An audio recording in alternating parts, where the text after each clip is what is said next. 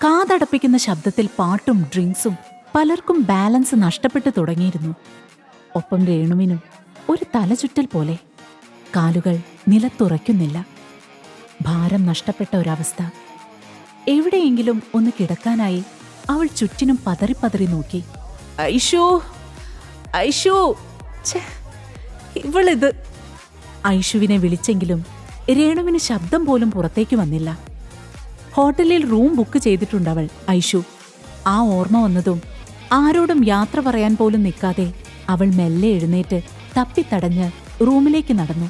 ചുവരുകളിൽ ചാരി വലിഞ്ഞു നീങ്ങി റൂമിലെത്തിയതും മറ്റൊന്നും ചിന്തിക്കാതെ ബെഡിലേക്ക് വീണു. തല പൊട്ടിപ്പൊളിയുന്ന വേദനയോടെയാണ് പിറ്റേന്നത്തെ പുലരിയിലേക്ക് ഗൗതം കണ്ണു തുറന്നത്. തലേ ദിവസത്തെ ആഘോഷങ്ങളുടെ ബാക്കി പത്രം. അപ്പോൾ മാത്രമാണ് അവൻ ആ കാഴ്ച കണ്ടത്. അവന്റെ തൊട്ടടുത്ത് പരിപൂർണ നഗ്നയായി മയങ്ങുന്ന രേണു. അപ്പോൾ മാത്രമാണ് സ്വന്തം ശരീരവും നഗ്നമാണെന്ന് അവൻ തിരിച്ചറിഞ്ഞത്. ഐശ്വര്യയുടെ മുഖം മനസ്സിലേക്ക് വന്നതും അവൻ തീയിൽ ചവിട്ടിയതുപോലെ പൊള്ളിപ്പിടഞ്ഞു. മെല്ലെ കണ്ണുകൾ തുറന്ന രേണുവിന് ഒന്നും മനസ്സിലായില്ല. അപ്പോഴാണ് അരികിൽ നിന്നും ഒരു പുരുഷ ശബ്ദം അവളുടെ കാതിൽ വന്നു വീണത്. ഞെട്ടിത്തിരിഞ്ഞു നോക്കിയ രേണു കാണുന്നത് ഗൗതത്തിനെയാണ്. Get out Gautam! നിങ്ങൾ എങ്ങനെയായി റൂമിൽ? അവൾ കരച്ചിലിനിടയിലൂടെ വിക്കി അവനോട് ചോദിച്ചു. അത് തന്നെ എനിക്കും അറിയേണ്ടത്. നീ എന്താ ഇവിടെ? ഗൗതം പല്ല് ഞെരിച്ചുകൊണ്ട് അവളോട് ചോദിക്കുന്നതിനിടയിൽ ആരോ ആ റൂമിന്റെ വാതിൽ തുറന്ന് അകത്തേക്ക് കാലുകൾ വെച്ചു. ആ ഒരു നിമിഷം ഓർമ്മയിൽ തെളിഞ്ഞതും രേണു ഡൈനിങ് ടേബിളിൽ നിന്നും ഞെട്ടി തല ഉയർത്തി.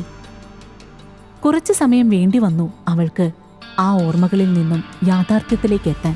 ഇല്ല ഐഷു, അറിഞ്ഞുകൊണ്ട് ഞാൻ നിന്നെ ചതിച്ചിട്ടില്ല. ഇപ്പോഴും എനിക്കറിയില്ല ആ രാത്രി എന്താണ് സംഭവിച്ചതെന്ന്. പക്ഷെ ഞാനത് എങ്ങനെ നിന്നെയും ഗൗതത്തിനെയും പറഞ്ഞു മനസ്സിലാക്കും? അവളുടെ മനസ്സിൽ ചോദ്യങ്ങൾ കുമിഞ്ഞുകൂടി, ഒപ്പം സങ്കടങ്ങളും. സ്വയം പഴിച്ചും കരഞ്ഞും ആ ഡൈനിങ് ടേബിളിൽ തല ചായ്ച്ച് എപ്പോഴോ അവൾ ഉറങ്ങി. മുറിയുടെ 4 ചുവരുകൾ പിടിച്ചുലച്ച് പോപ്പ് ആൽബം ഇമാജിൻ ഡ്രാഗൺസ് മുഴങ്ങിക്കൊണ്ടിരുന്നു.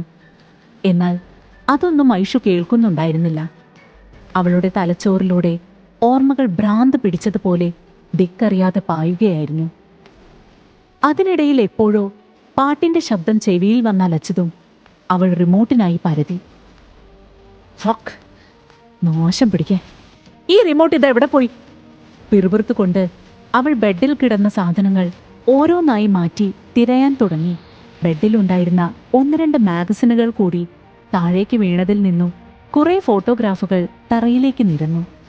ഐഷുവിന്റെ നോട്ടം ഒരു നിമിഷത്തേക്ക് ആ ഫോട്ടോകളിൽ തങ്ങി നിന്നു. അതിൽ നിന്നും രേണുവും ഐശ്വര്യയും ഒന്നിച്ചു നിൽക്കുന്ന ഒരു ഫോട്ടോ അവൾ എടുത്തു. അതിലേക്ക് നോക്കി നിൽക്കെ ഐശ്വര്യയുടെ മുഖം ദേഷ്യവും പകയും കൊണ്ട് ചുവന്നു.